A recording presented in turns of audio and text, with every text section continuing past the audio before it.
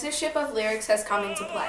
The censorship of lyrics is practiced by not allowing the free access of musical works that someone has deemed not suitable. The ability to censor lyrics is given to a range of people, from the government enforcing legal censorship to private removal of content. Verdi's opera, Rigoletto, began an ongoing debate that touched on the delicate subject of music censorship and how it affects the writer of the musical works.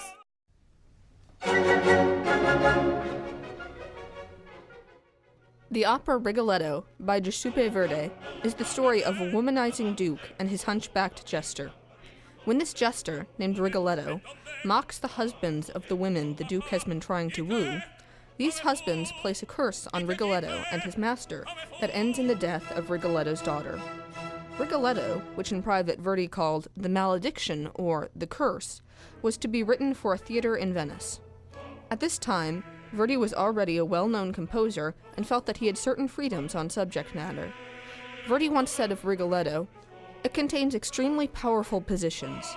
The subject is great, immense, and has a character that is one of the most important creations of the theater of all countries and all ages."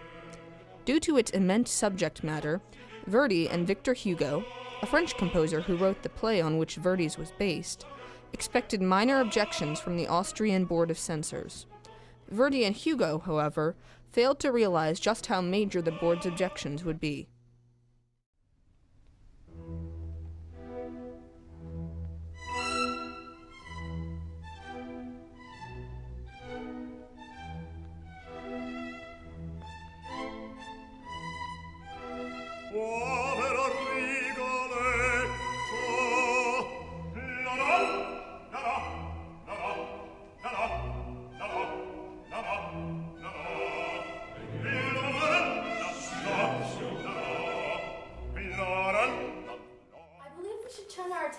To Giuseppe Verdi, an accomplished young composer who is currently writing an opera based on Victor Hugo's Le Roi s'amuse.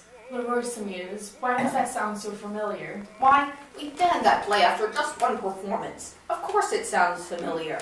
Yes, I believe we found it to be too vulgar. I remember this opera now.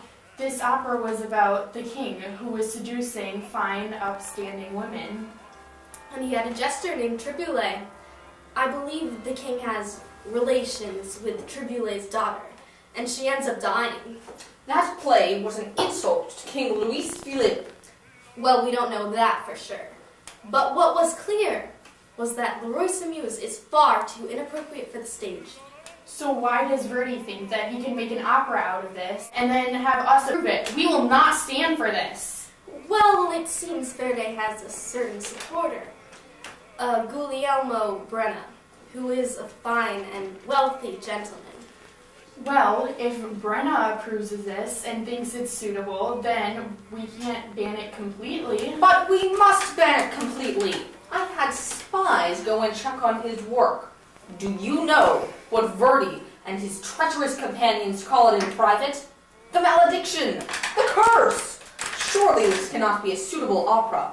Gentlemen, the odds are all against him. But Brenna believes it to be a fine piece of work. He assures us that Verdi had no intention of offending anyone. He just used it as a challenge. But a king seducing young ladies. Well, then we can change from the king to the duke. But people will know that it's based on Le Roi s'amuse. Well, then we can change the names of all the characters. But what about the scene in the daughter's bedroom? Then take out that scene and change the opera's name to something other than the curse. But the decision is made. Verdi may continue work on his opera as long as he makes these adjustments. Yeah, okay.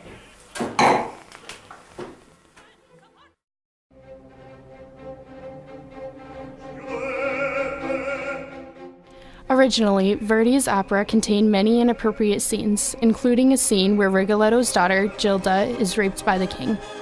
In this scene, she walks out of the Duke's bedroom, nude, which caused uproar. The Austrian Board of Censors wanted to ban the opera because of these portions of the opera. However, it was argued that the music was too beautiful for the opera to be banned. This fact was widely agreed upon, but the musical genius was not believed to balance out the shocking and unsuitable themes. Also, the opera was based on a play that the Austrian Board of Censors had already banned. In the end, the Austrian Board of Censors did not completely ban Rigoletto. However, they removed the rape of Gilda and altered certain characters' names. This included the king, who was actually changed to a duke. Thanks to Verdi's persistence, this opera has been performed hundreds of times, not only in Europe, but around the world.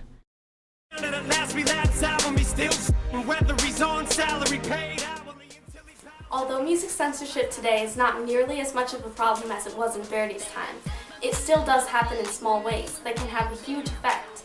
Today, most censorship takes place with words or lyrics that are offensive to some. Words are often bleeped or cut out of songs entirely. In 1989, a folk group called Uncle Bonsai released a song in which the artist describes how if she had male organs, she would make more money.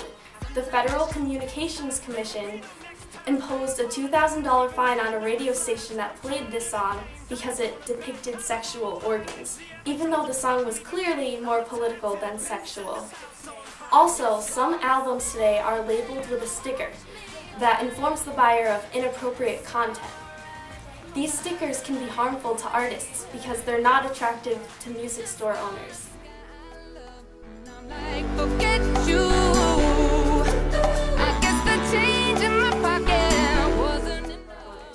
So our advice, listen to the music you want to and let others do the same. Similar music censorship occurs today. Offensive words or phrases are bleeped out, or a warning label is placed on the work.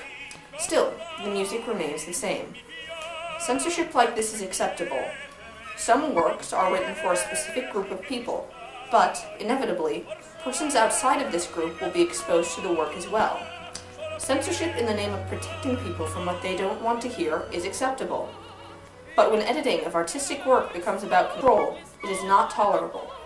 A line needs to be drawn clearly about how far censorship can go, and we must take it upon ourselves that that line is never crossed.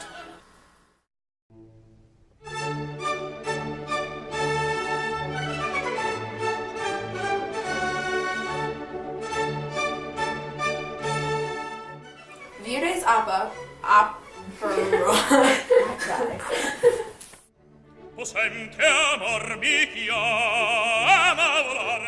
Work on his opera as long as he makes these adjustments. And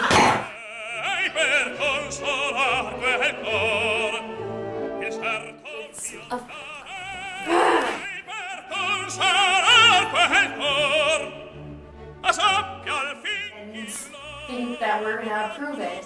This is not right.